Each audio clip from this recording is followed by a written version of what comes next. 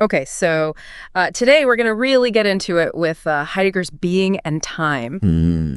You've shared some excerpts with me from the Macquarie and Robinson translation, and honestly, this is the kind of stuff that makes you rethink, like, everything. It really is. Like, you think you know what's going on, and then you read this and you're like, wait, Right. Hold on a second. What does it even mean to be? Yeah, Heidegger's really getting at this, like, fundamental question that most of us never even think to ask. Yeah, we're all busy just like, but like, what does that even mean?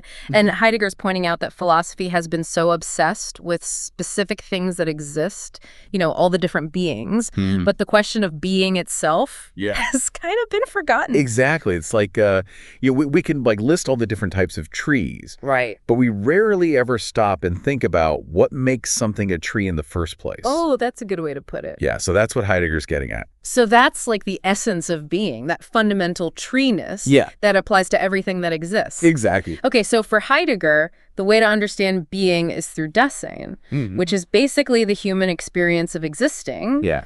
But why this focus on us, though? Well, the Dasein is unique because it's the only being that asks the question of being. We're the only ones who are aware of our own existence, our limits, our finitude, and that sets us apart. So like a rock doesn't contemplate its being, but we do. Right, exactly. And even that first line of the book, like right off the bat, Heidegger's like, do you understand this expression nowadays you come across? Who are you really? Ow! It's like he's challenging us. Right from the start. Right from the start to examine our own being. It's a powerful opening for sure. Yeah. And it makes me think about how often I just like go through the motions, without really like considering what it means to be me here now. Right. That's exactly the kind of awareness Heidegger wants to awaken in us. He wants us to see that we don't just exist in the world passively. Okay. We are deeply intertwined with it. So it's not like we're observing life from the outside. Right. We're like right in the thick of it all the time. Exactly. And he calls this being in the world. Being in the world. And he uses this great example Okay. of a hammer. Okay. We don't just see a hammer as this random object, right? We understand it as ready to hand. Ready to hand. For hammering. Okay. Its meaning comes from our engagement with it. Right. Our being in the world where hammering is a thing we do. Right. So our understanding of the world is shaped by how we interact with it. Exactly. Okay. I'm with you so far. Good. But then Heidegger throws in this concept of the they. Yes. What is that all about? So think of the they as this kind of pressure to conform societal expectations. The norms that we all just kind of absorb without even realizing it. Like when you're growing up and everyone tells you have to go to college to be successful. Exactly. Or all the ads you see telling you, you need this product to be happy. Okay, so it's like that feeling of everyone's doing it, so I should too. Yes. Or believing something just because it's the popular opinion. Precisely. And the they can be incredibly powerful. It sounds like it. It dictates like everything from how we dress to what we believe, what we strive for in life. Yeah, that's kind of scary. And Heidegger's warning us that blindly following the they can lead to what he calls an inauthentic existence. Inauthentic, okay. Where we're living someone else's life instead of our own. Oh, so this is where it gets really interesting. Yes. Because Heidegger suggests we confront our own mortality. Yes, being towards death. Being towards death. As a way to break free from the they and live authentically. Okay, but that sounds kind of dark. It's not about being morbid or dwelling on death. Okay. It's about recognizing that our time is finite. And that awareness can actually be incredibly freeing. Okay, I can see that. Because it forces you to ask, like, what truly matters? What do you want to do with the limited time you have? Yeah, it's like that saying, live each day as if it were your last. Right. But on a much deeper existential level. Exactly. Facing our mortality helps us see through the superficiality of the they and prioritize what's truly meaningful to us. Wow. This is heavy stuff. Yeah, and this ties directly into how Heidegger sees time itself. Oh, boy. Which is a whole other rabbit hole we'll jump into next. All right, well, I am ready to dive in. Let's do it. So we've been talking about some pretty intense ideas, right? Like being in the world and confronting our own mortality. Yeah. But I think we can bring it back to something that everyone listening experiences every single day. Okay. And that's this idea of the they. Yeah, this has really been swirling in my head ever since you first mentioned it. It's like Heidegger puts a name to something that's so subtle but so pervasive. He really does. It's in our lives all the time. Yeah, like we're all kind of swimming in it. Yeah. And it's hard to even notice it until you really start to pay attention. So just to recap for everyone, the they is not like some evil mastermind controlling us, right? No, it's not like that at all. Okay. It's more like a pressure to conform. Okay. Like an invisible force that's always pushing us to fit in. Okay. To think and act like everyone else. Okay, so like when you're scrolling through social media. Yes. And you start to feel inadequate. Right. Because everyone else seems to have it all figured out. Exactly. Or when you pick a career path. Based on what your parents expect of you. Yeah, or what society says is a good job. Right, even if it doesn't make you happy. Oh, that's a great point. Yeah, so the they, it's constantly whispering in our ears, telling us what to wear, how to behave, what success looks like, even what we should believe. Yeah, it's that pull to blend in. Right.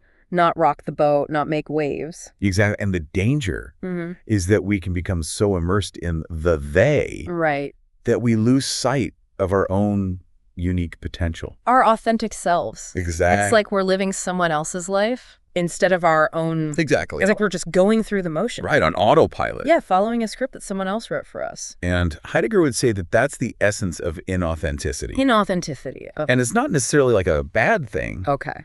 But it's not really you. Right, it's not genuine. Exactly. Yeah. And that's where being towards death comes back into play. Oh, okay. So facing our own mortality can help us break free from this grip of the they.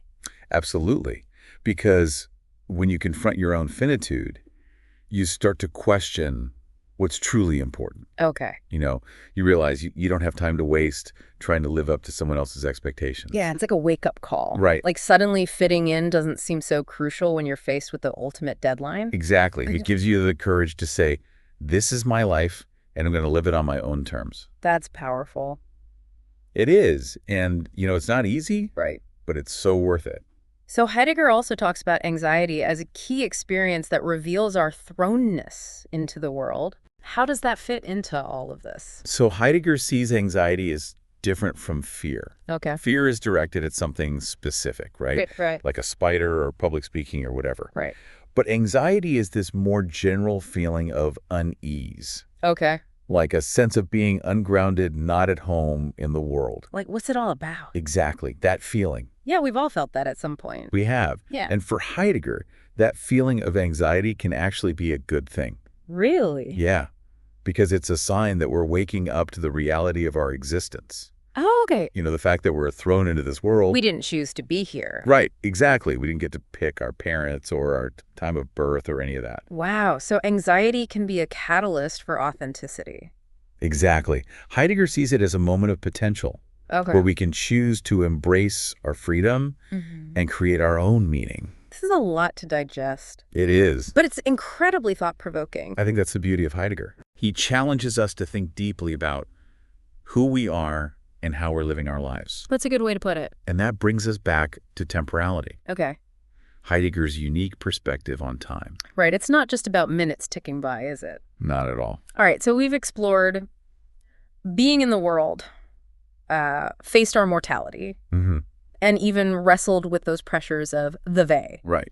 Now let's tackle Heidegger's concept of temporality. Yes. It's not just clock time he's talking about. Not at all. Heidegger's view of time is much more nuanced.